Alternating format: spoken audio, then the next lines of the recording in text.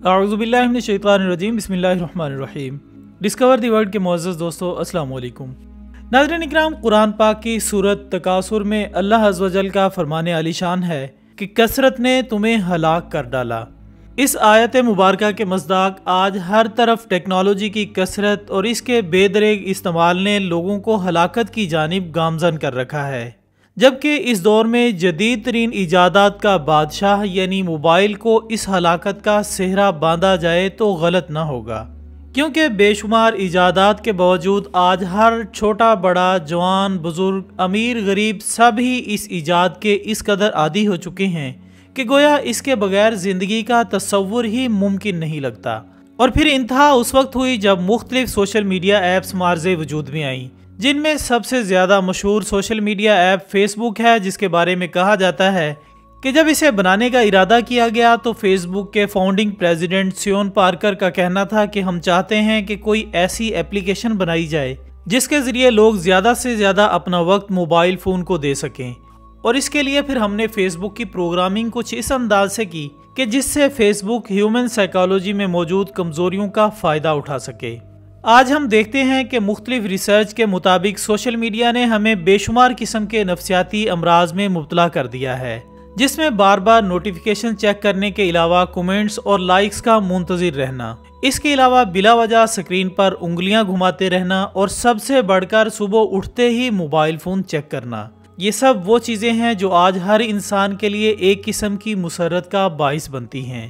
بعض سائنسدانوں نے اس امر کی تصدیق بھی کی ہے کہ کوئی دلچسپ خبر پڑھنا یا زندگی میں اہمیت رکھنے والی کسی شخصیت کی جانب سے ملنے والے میسیجز پر دماغ سے ڈوپامین نامی ہارمون خارج ہوتے ہیں، جس کے نتیجے میں ہم مسرت محسوس کرتے ہیں، لہٰذا ہم اس جانب مائل ہو جاتے ہیں تاکہ ہارمون کے خارج ہونے سے بار بار مسرت حاصل کر سکیں۔ خواتین و حضرات، یہاں یہ سوال بھی پیدا ہوتا ہے کہ کس طرح کوئی ایپلیکیشن ہمارے دماغ میں ہارمون خارج کرنے کا سبب بن سکتی ہے۔ اس بارے میں جرمنی کے ایک ریسرچر مارکوٹس کے مطابق انسان موبائل سکرین میں کچھ نیا ہونے کی امید پر اسے بار بار دیکھنے کی اضطراری کیفیت میں رہتا ہے۔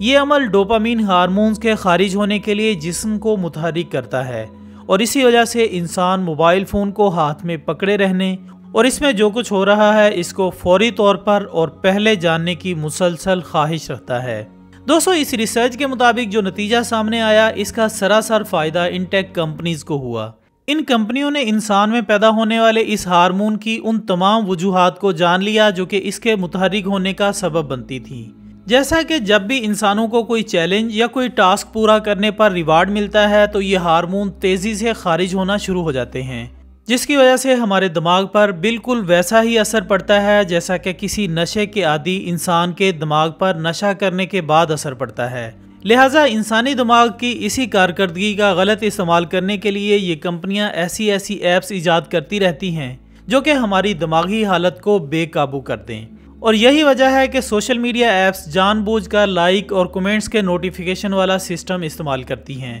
تاکہ ہماری کسی بھی پوسٹ پر جب لائکس اور کومنٹس کے نوٹیفیکیشن آئیں تو ہمارا دماغ انعام ملنے کی سی کیفیت محسوس کرے اور وہی ڈوپامین ہارمونز ریلیز ہوں، تاکہ ہم نہ چاہتے ہوئے بھی بار بار اپنے موبائل فون کو چیک کرتے رہیں۔ سامعین گرامی، اگر غور کریں تو معلوم ہوتا ہے کہ یہی وہ تمام مقاصد تھے جس کی بنیاد پر ان ایپس کو تخلیق کیا گیا، اور آج تقریباً ہر انسان اس ایپ کی لت میں ایسا لگا ہے کہ خود اس ایپ کے فاؤنڈنگ پریزیڈنٹ سیون پارکر نے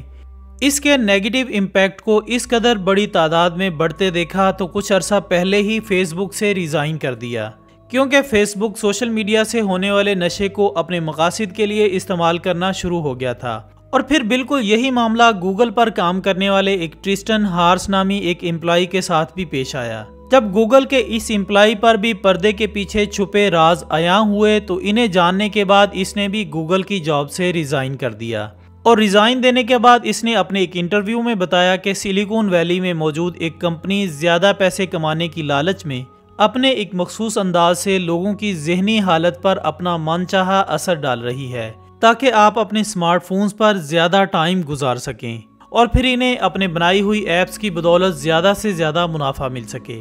دوستو، اب جیسے جیسے وقت گزر رہا ہے ان مشہور ایپس کی دیکھا دیکھی آج کئی سوشل میڈیا ایپس ایسے وجود میں آ چکے ہیں जो कि कुछ ही दिनों में लोगों को इस ब्रेन हैकिंग मेथड के जरिए अपनी ऐप्स के नशे में गुम करने का सबब जानते हैं, ताकि लोग ज़्यादा से ज़्यादा वक्त मोबाइल फ़ोन पर इनकी ऐप्स इस्तेमाल करते हुए गुजार दें। जबकि माहिरीन ने मोबाइल के ज़्यादा इस्तेमाल पर बात करते हुए इंकिशाफ किया है कि हैरत अंगेज़ तौर पर वक्फे से फ़ोन की तरफ देखने के नतीजे में इंसान के अंदर न सिर्फ तख्लीकी सलाहियत कम हो जाती है, बल्कि दिमाग के कैंसर के चांसेस भी बढ़ जाते हैं। जी हाँ दोस्तों, एक रिसर्च के मुताबिक जब इंसान बार बार स्क्रीन पर नज़र जमाता है तो ये आदत इसमें मुसर्रत के एहसास को कम कर देती है, जो कि आगे जाकर ब्रेन ट्यूमर का सबब बनती है। Journal of environment and public health में शाया होने वाले एक रिसर्च आर्टिकल के मुताबिक 1995 से सन 2015 के दरमियान की गई एक रिसर्च में इंकिशाफ हुआ है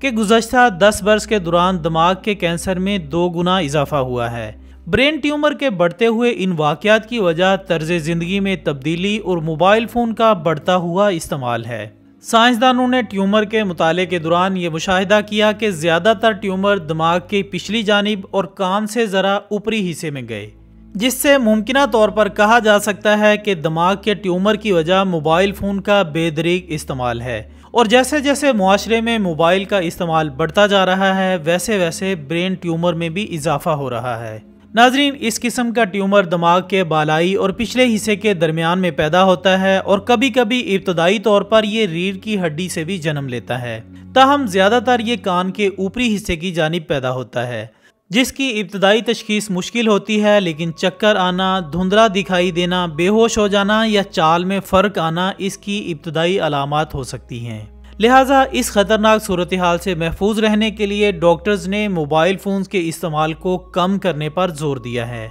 जबकि जर्मन रिसर्चर ने स्मार्टफोन के साथ इंसानी मामले को बारीक बीनी से जांचने के लिए एक एप्लीकेशन तैयार की है। इस एप्लीकेशन के मुताबिक स्मार्टफोन इस्तेमाल करने वाला शख्स ये जानने के लिए कि आया कोई नई चीज़ आई है या नहीं, रोज़ाना औसतन 88 मरतबा स्मार्टफोन को देखता है और एक दिन के अंदर तकरीबन 53 मरतबा मैसेजेस को रीड करता है या फिर रिप्लाई करता है। लिहाजा यही वो वक्त होता है जब कोई भी कौम ज़वाल का शिकार होना शुरू हो जाती है। जी हाँ नाजरीन, अगर हमारा यही हाल रहा जो आज हमारी नौजवान नस्ल से लेकर बड़ों बूढ़ों तक का है, तो वो दिन दूर नहीं जब हम दुश्मन की जानिब से गैर एलानिया जंग का शिकार हो जाएंगे, जो कि आज मीडिया वार की सूरत में हमारे सामने मौजूद है और हम इसका हिस्सा बन रहे हैं। ख़ुद हज़रात, तारीख इस बात की गवाह है कि कौमों के लिए एलानिया जंग आसान और गैर एलानिया जंग इंतहाई ख़तरनाक होती है, क्योंकि डिक्लेयर्ड वार में दुश्मन सामने होता है और हमले का तरीक़ाकार भी वज़ा होता है। मगर आज जो जंग मीडिया और मोबाइल टेक्नोलॉजी की सूरत में हमारे सामने है, इसमें हर मुसलमान को वाज़े तौर पर उलझा कर इन्हें फहाशी, उरियानी और बेहयाई में मुब्तला करने की कोशिश की जा रही है। और दोस्तों, वाज़े रहे कि फहाशी, उरियानी और बेहयाई वो ताकतवर हमला होता है जो कौमों से गैरत और सोचने समझने की सलाहियत छीन लेता है, क्योंकि तारीख के मुताबिक कुदरत का ये अमर अटल है कि जो कौमें फहाशी, उरियानी और बेहयाई में मुब्तला होती हैं वो आखिरकार तबाह बर्बाद हो जाती हैं। लिहाजा आज मुसलमानों को दुश्मन की इस चाल को समझना है और इसका तोड़ करना है, वरना बेहतरीन हथियार, बेहतरीन टेक्नोलॉजी और बेहतरीन मैन पावर के बावजूद भी हम नाकाम हो जाएंगे। अब ज़रूरत इस अमर की है कि इस जदीद टेक्नोलॉजी को ज़रूरत से ज़्यादा इस्तेमाल ना किया जाए, और अगर कोई मस्बत सरगर्मियाँ नहीं हैं तो हर किस्म की सोशल मीडिया ऐप्स से दूर रहने की ठान ली जाए, जिनकी बदौलत आज हमारा ये हाल है कि न सिर्फ कुरान से दूर हैं बल्कि अपने फ़राइज़ की भी कोई परवाह नहीं करते। अल्लाह ताला हमें हर शय की कसरत से बचाए और एतदाल और म्याना रवि से ज़िंदगी गुजारने के लायक बनाए। आमीन सुमा आमीन। इसी दुआ के साथ हमारी आज की इस वीडियो का इख्तिताम होता है। हम उम्मीद करते हैं कि आपको ये वीडियो ज़रूर पसंद आई होगी। इंशाल्लाह बहुत जल्द दोबारा मुलाकात होगी एक और अच्छी सी मालूमाती वीडियो के साथ। तब तक के लिए अपना दोस्तों, रिश्तेदारों और गिरदनवा के तमाम लोगों का बहुत ख्याल रखिएगा। अल्लाह हाफिज़।